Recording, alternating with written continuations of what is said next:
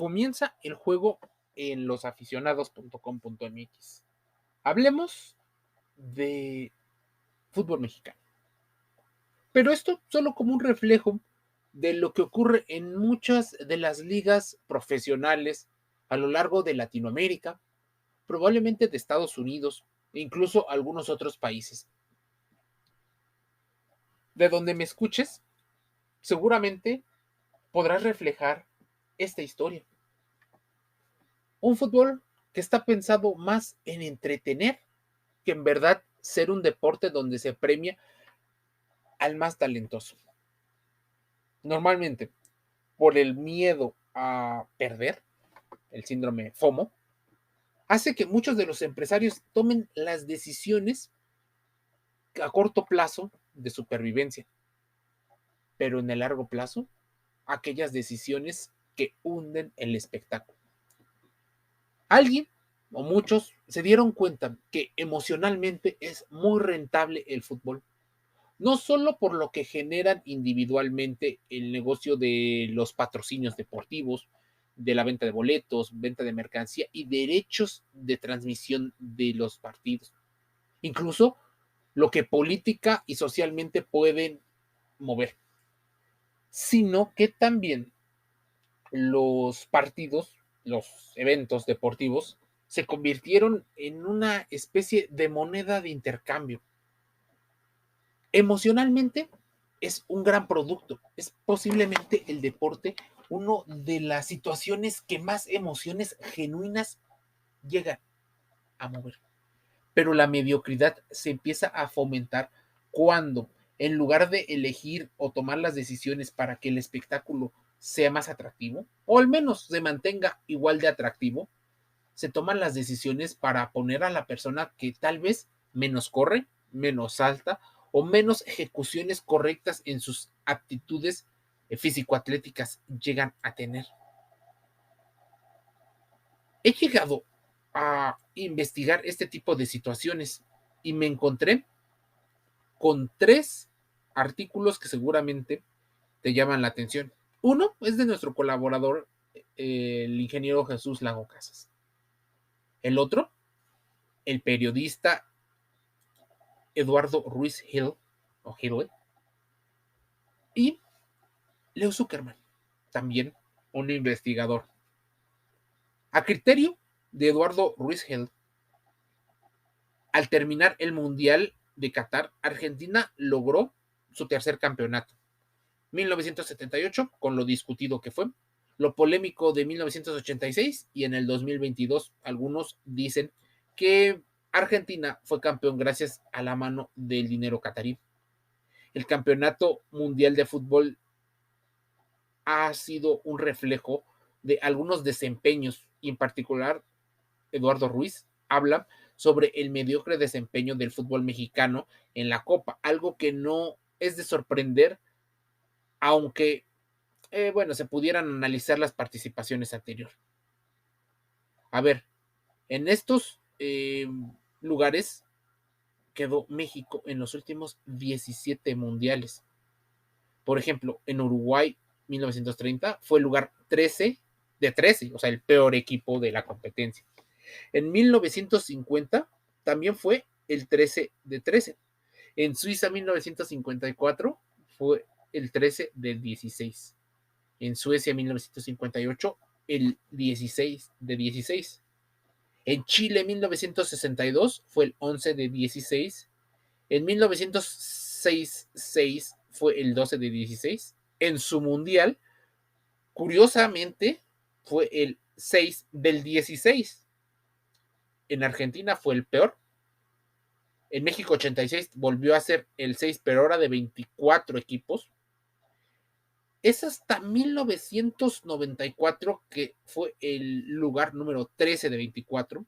Y a partir de ahí, de Estados Unidos 94, la cifra marca que México quedaba como a mitad de tabla. En Francia 98 fue el 13 de 32 selecciones. En Corea y Japón 2002, el 11 de 32. En Alemania, el 15 de 32. En Sudáfrica, el 14 de 32. En Brasil, el 10 de 32. en Rusia el 12 de 32 y en Qatar el 22 de 32 selecciones. A ver, si esta estadística no llegara a ser suficiente, por supuesto, existen muchísimas otras.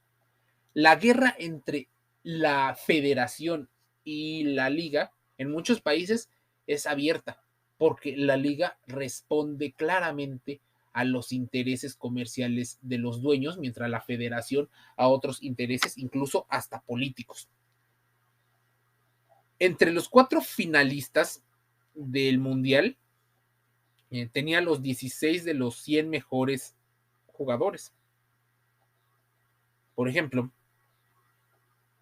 Argentina contaba con Messi, con Paulo Dybala, con Ángel Di María, con el Dibu Martínez, con el Papu Gómez, mientras que Francia contaba con Kylian Mbappé, llegó a tener seleccionado a Karim Benzema, a Hugo Lloris, a Rafael Varane, a Kingsley Coman, a Antoine Griezmann, Modric, como parte de esos 4 equipos semifinalistas, Luka Modric, Hakim Artaf, por parte de Marruecos. México no tiene ninguno dentro de los 100 mejores y el mejor calificado era Raúl Jiménez entre el lugar 172. O sea, ni siquiera Irving Lozano, actual campeón, o bueno, próximo campeón, con el Napoli. El Napoli de Italia no había sido campeón desde que estaba Diego Armando Maradona en el equipo italiano. Parte del resumen del fútbol mexicano porque se premian y a un formato de liguilla. Creo que hemos hablado muchísimo con respecto a la posible mediocridad. Una liguilla donde el lugar 12 puede llegar a ser campeón siempre y cuando llegue en muy buen momento y tenga buenos desempeños al final de su preparación físico-atlética. También se vive mucha inestabilidad, se contratan extranjeros que no rinden, en ocasiones se contrata entrenadores que duran 5 jornadas, 4 jornadas, 4 partidos de tolerancia. Muchos de los deportistas no tienen las condiciones físico-atléticas para mejorar su rendimiento, no suelen muchos ser los más disciplinados del mundo, suelen más en ocasiones difundir su vida extracancha, su intimidad se vuelve extremidad. Están más preocupados posiblemente por lucir bien ante la televisión y las redes sociales que por su trabajo. Incluso ni siquiera se vuelven atractivos para para el mundo de los contenidos. Ahí el Sportainment entra como este vehículo para crear ídolos falsos. Muchos de estos ídolos en ocasiones no tienen el talento suficiente. Cuando enfrentan competiciones internacionales, los ídolos no aparecen porque no tienen la calidad futbolística suficiente. Y eso es una situación triste, pero muy real. Se dice que el vivir del recuerdo, del pasado, y el planear todo para vivir un futuro te aleja de una parte de la realidad. Tienes que vivir el presente para no caer en el autoengaño. El no hacerlo es como salir por la puerta de escape de la realidad. Lo mismo parece suceder con el acontecer nacional. Guardando las proporciones, el ingeniero Jesús Lago nos lleva a esta reflexión, nos lleva a que dicen que nos pretenden seguir vendiendo un producto que perdió mucho de su valor conseguido durante años. Y no solo se perdió en una sola justa internacional. La liga no la ven en casi ningún lugar más que Estados Unidos y es ahí donde el futuro económico de la liga apunta. O sea, nadie en Europa lo conoce y muy poca gente lo conoce en Sudamérica. La selección no exporta jugadores, o bueno, la liga o ambos no exportan jugadores, son muy caros y no son a veces ni titulares. Pues incluso nuestro representativo nacional juega prácticamente con los mismos jugadores hace años, con el mismo estilo, con diferente entrenador o con diferente entrenador, pero con el mismo estilo. No se anotan los goles, no se generan ocasiones y en ocasiones se generan, pero contra equipos sumamente endebles, a los cuales cuesta trabajo hacerles gol. Los puristas del entrenamiento deportivo dirán que las formas en las que se defienden los equipos rivales dificulta muchísimo. Una línea de 4 o 5 defensas con 3 o 4 mediocampistas férreamente, o sea, son casi 9 más el portero, serían 10 y solo un delantero, que suben en bloque y que son fuertes físicamente. Pero si estas son las condiciones, deberíamos de entonces premiar a aquellos deportistas, por ejemplo, que golpean el balón y meten goles de media distancia. Aquellos jugadores que saben, por ejemplo, saltar muy bien y ganar los duelos individuales golpeando el balón con la cabeza. O aquellos que cobran mejor los tiros de esquina. Aquellos, por ejemplo, que son capaces de driblar y burlar a los rivales, o al menos que se pueden a quitar dos. Ese atrevimiento no es premiado en la liga.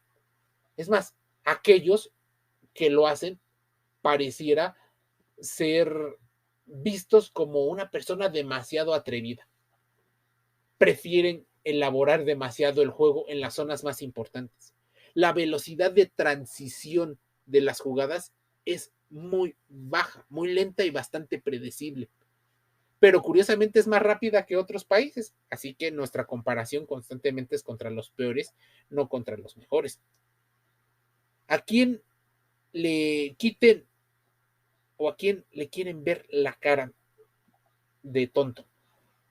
Por ejemplo, ni Surinam ni Jamaica son potencias en el fútbol internacional, pero Jamaica le empató en el Estadio Azteca, en el histórico Estadio Azteca de la Ciudad de México, una ciudad con una altura de más de 2,000 metros por encima del mar. A Jamaica, por poco, le sale el atrevimiento. Casi le gana y hace otro aztecaso. Me pregunto qué hubiera pasado si esto hubiera ocurrido. De inicio, el Final Four hubiera sido todo un fracaso. Y la presión para el actual entrenador Diego Martín Coca, un argentino, y recalco la palabra argentino por la experiencia que se tuvo con Gerardo el Tata Martino. En ocasiones parece que funciona, pero tarde o temprano la verdad sale a la luz. Hay un problema estructural, aún habiendo más de 130 millones de habitantes donde tranquilamente algunos clubes pudieran encontrar 5 o 10 jugadores de muy buena calidad, formados en el talento, en el atrevimiento, en la fuerza física, en la buena alimentación. No se hace.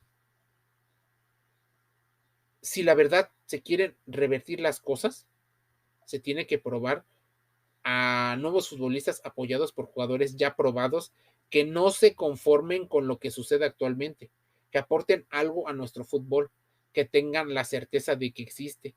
Solo falta lo más fácil o lo más difícil, que es encontrarlos y trabajar desde hoy.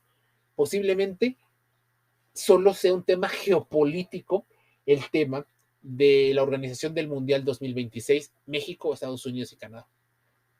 Es ese mensaje del bloque norteamericano. Es una especie de Unión Europea, pero en Norteamérica. Porque la luz saldrá y seguirá sabiendo que la MLS es la mejor liga de Norteamérica y posiblemente pronto supere a ligas como la argentina o la brasileña en muchas situaciones más allá del dinero. Están contratando a los mejores futbolistas de muchos lugares de América. Incluso están contratando ya a jugadores que aunque no son de tanto renombre en Europa, van a aportarles una gran calidad. ¿Por qué? ¿Qué ofrecen los Estados Unidos a un deportista? Calidad de vida. Pago en dólares. Es poder sobrevivir a unas condiciones más difíciles y llegar a un lugar donde donde hay campos de entrenamiento, donde aunque la afición no es muy grande, el dinero que se mueve no viene tanto de la afición, vienen mucho más de los patrocinadores, aquellos que quieren vender productos y servicios. Ahí es donde nuestra liga ha sido una ilusión. ¿Por qué? Porque no vende emociones, y las pocas que venden normalmente son para que te sientas identificado con la ciudad en la que vives o con el equipo de tu lugar donde habitas. Pero más allá de eso, la gente ya no va tanto a los estadios, ya no sintoniza tanto las transmisiones y no se siente tan identificada emocionalmente con estos equipos porque se han convertido en un equipo que no entretiene, alguien que no genera tantas emociones. Las emociones que generan la mayoría son negativas y no positivas, y por eso el fútbol mexicano pudiera pasar de la mediocridad en el mundo del entretenimiento. ¿Quieres saber más? Vamos a investigarlo. Vamos a saber qué funciona y no solo en el tema económico. Losaficionados.com.mx, dentro y fuera del juego. Te envío un saludo.